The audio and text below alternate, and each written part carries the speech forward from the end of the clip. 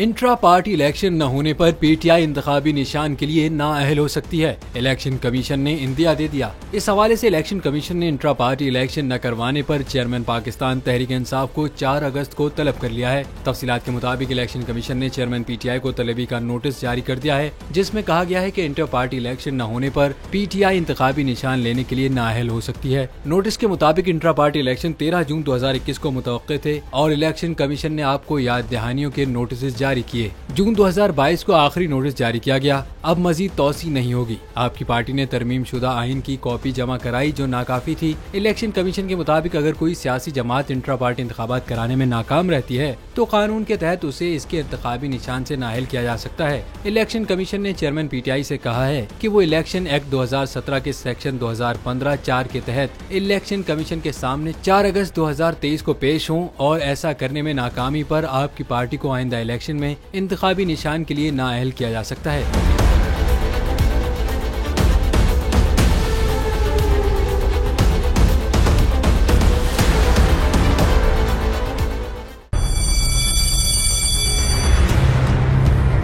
जामियात में चलता गोरख धंधा,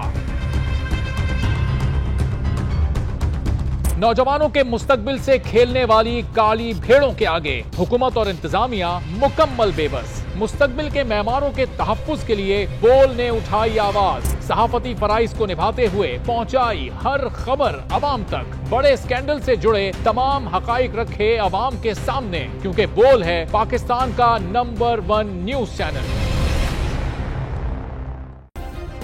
सब्सक्राइब करें और बेल दबाएं ताकि कोई खबर रह न जाए।